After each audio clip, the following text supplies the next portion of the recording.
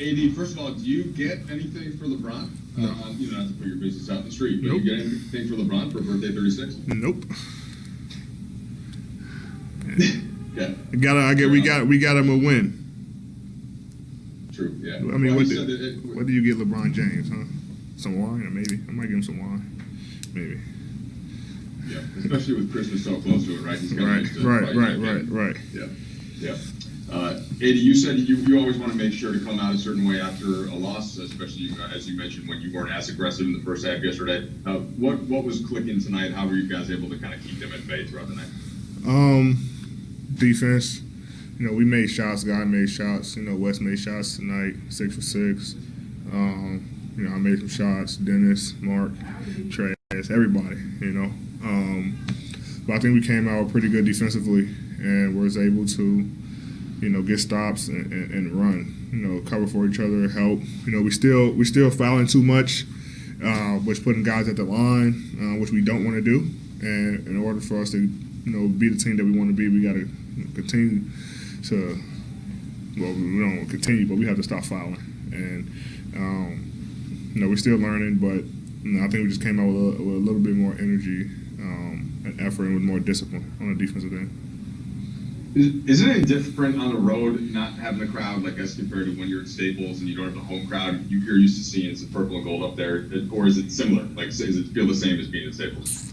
Well, they had some fans. I think it was all family here tonight, so it's good to see somebody in the stands, but it's still the same. I mean, honestly, when guys step on the court, you don't really notice it. You just go out there and compete and try to get a win. But you're used to hearing that fan noise, for Laker Nation from Laker Nation on the road, and wasn't there, so it's a little different for us, not having our support system with us on the road. But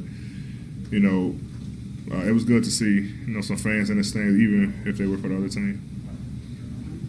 Kyle? Hey, Dave.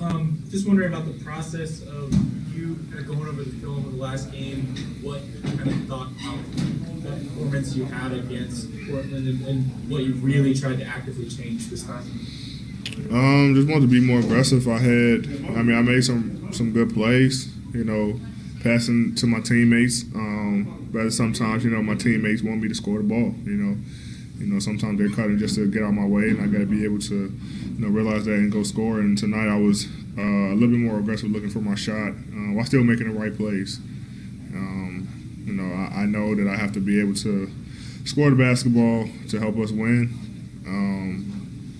And I just try to make sure I put an emphasis on that tonight. Hey? Anthony, your head, it's upside down. I don't know if you're aware of it. LeBron continued on his own record with 1,000 straight games and more points tonight. What's it like having a teammate that that you have the consistency, and there's more that he does than just scoring, but knowing you're going in to play a game and you're like, okay, well, I have this, and then we can build from there. That's good because we're able to build a team and build our, our schemes around it. When we have a guy who knows he's going to consistently score at least 10 points, consistently, get assists and pass the ball, and a guy who's going to consistently rebound, then we know what we have, and we're able to build on it and be able to make our schemes and make adjustments based off of that. So it's good when you have a consistent player. And it just makes our jobs a lot easier. Bill? Anthony,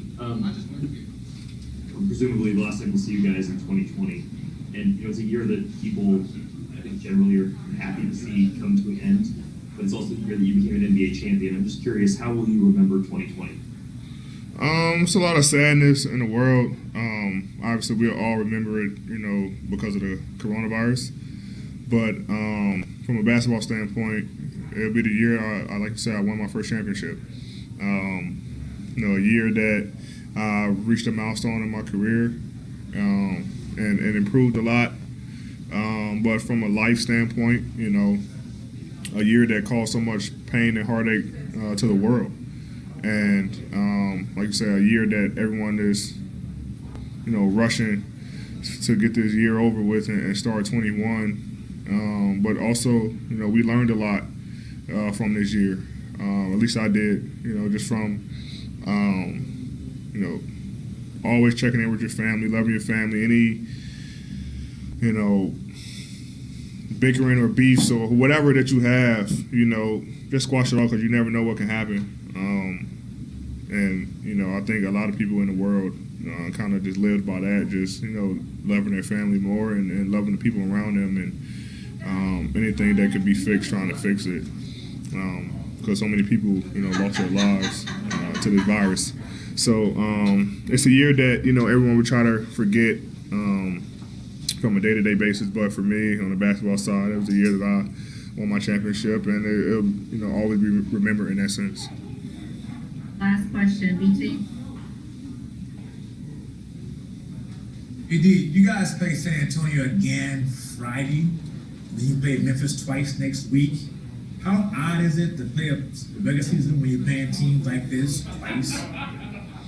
It's odd in the regular season, but something that I think everyone who's been in the playoffs is used to, because this is what we do in the playoffs. So I think it's like you say, it's pretty odd for the regular season, but nothing that we haven't seen before for all the guys that have been to the playoffs, which is I think everyone on this team. So that's how we're just treating it. It's mini playoff series throughout the season.